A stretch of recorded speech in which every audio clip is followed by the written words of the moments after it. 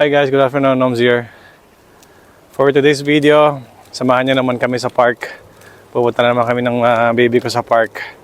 Ngayon, dalawa lang kami ng baby ko kasi may pasok pa yung mami niya. So after 1 hour pa yung dating ng mami niya, iikot ko muna siya habang may araw pa. Ay kung nakikita nyo, medyo may araw pa ng konti pero palubog na din. Nandito na naman kami sa park, yung pinuntahan namin kahapon. Ay naglalaro pa rin yung anak ko. Mga 30 minutes na siguro kami naglalaro dito. Tingnan niyo yung bibig ko guys kung gaano nakalamig. Ay lumalabas na yung usok guys. Napakita ko sa inyo yung yellow. Ito, tinakita nyo, yellow na oh. Ayun oh. I think next week yata mag-i-snow ulit. So siguro tuloy-tuloy na yon. Tsaka 0 degrees na nag-negative 3 degrees na nga yung weather temperature natin. So malamang ito na yung simula ng snow dito. Ito na yung itong month na to na yung start ng snow nila dito. Tapos na namin maglaro ng baby ko. Hindi na ako napag-vlog dito kanina kasi kailangan ko siyang bantayan eh. Buti na lang maganda dito, wala masyadong mga bata, wala masyadong naglalaro mga bata. Siguro kasi dahil medyo malamig na din or kasi may school. Pagka walang school siguro doon sila nagpupunta dito. Meron siya isang kalaro kanina pero umalis din naman agad. Pauwi na tayo guys. Pero bago tayo umuwi ng bahay, sunduin muna namin yung wife ko kasi galing siyang work. Diretso muna kami sa supermarket malapit sa amin kasi kukunin din namin yung bagong stroller na bilhin namin para sa baby namin. Kasi yung stroller na dala namin dito guys medyo maliit yung gulong. Hindi siya uubra pagka tingnan niyo yung gulong niya oh. Ayan oh. So maliit siya. Pagka snow, hindi siya uubra. Kailangan yung malaking gulong yung malaki yung huling gulong para pag lubog sa snow na pa rin, na itutulak pa rin. Kasi pag ito hindi na kaya. So sunduin lang namin yung wife ko tapos kukunin namin yung stroller na binili niya. Dito kasi yung stroller pagka dineliver para siyang post office. So pupunta ka dun sa parang post office nila, poste kung tawagin. So doon mo kukunin yung parcel mo. So medyo natagalan yung pag-deliver ng parcel kasi siguro sa dami ng dami ng shipment nila. Kaya medyo tumagal yung yung bagong stroller ng baby na. Nandito tayo sa may poste, yung kukuhanan natin ng stroller. Ayan guys, yung parang mailbox nila dito, post office nila dito. Yan, so dyan natin kukunin yung parcel namin, yung stroller baby namin. Hey guys, so nandito tayo sa poste nila. Ito yung parang post office nila dito guys. Poste kung tawagin. Dito kinuha yung mga parcel, yung mga deliveries nila. So, merong binigay sa atin na locker number, which is 577. Tapos, may code din. So, yun yung i-enter mo dito, yung code mismo, para makakuha mo yung item. So, i-enter na muna natin yung code.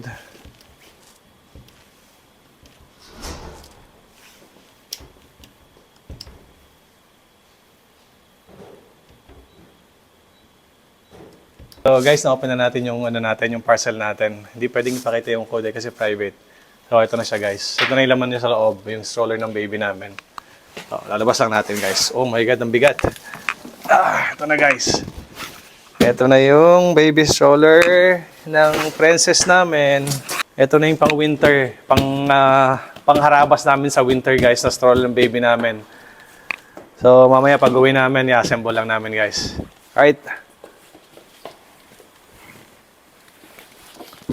Let's go! Ang galing dito pala guys, yung parang post office nila, parang parcel office nila, may locker, may code silang ibibigay sa'yo.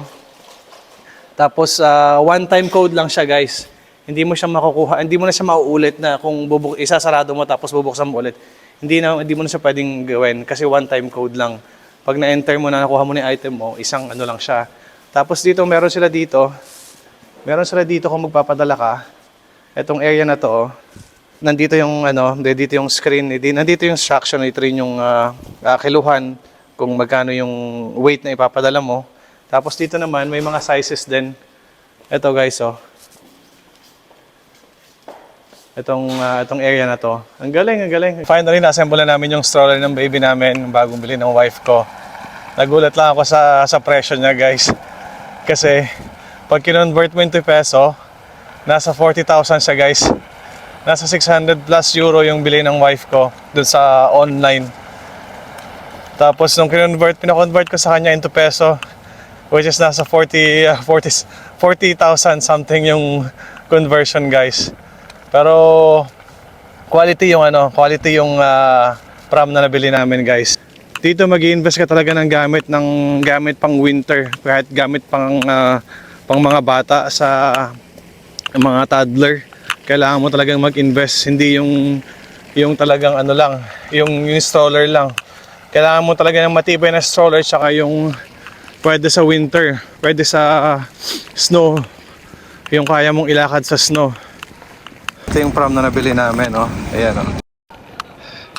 Mas comfy na siya dalhin kahit mga lubak-lubak, kahit may mga humps. Mas okay na siya dalhin compared dun sa maliliit ang gulong.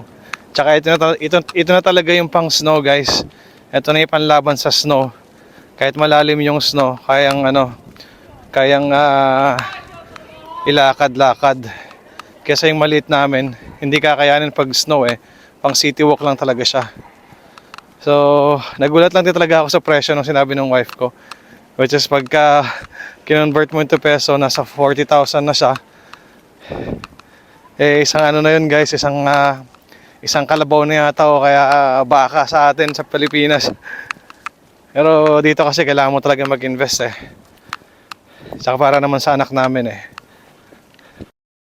Dumaan muna kami ng mall, yung Prisma Mall na malapit sa amin. Yung maliit na mall malapit sa amin para magpainit. Sobrang lamig na sa labas, guys. Negative na eh. At least kahit paano dito medyo mainit-init pagpasok mo. Ayan, so napagod na yung wife ko. Ako naman nagtutulak sa baby namin. Kung inaantok na yung baby namin eh. So, itong mall na to hindi naman ganun kalakihan. Ito yung tambayan namin. Kami minsan dito kami mostly nag-grocery, bumibili ng mga kailangan sa bahay. Maliit lang siya na mall. Pero okay na rin kasi may mga nandiyan naman na lahat na kailangan namin. So, nagutom na yung wife ko. Kasi galing pa siya ng work, galing pa siya ng morning shift. Dumapo na kami dito sa Burger King ito. Ayan.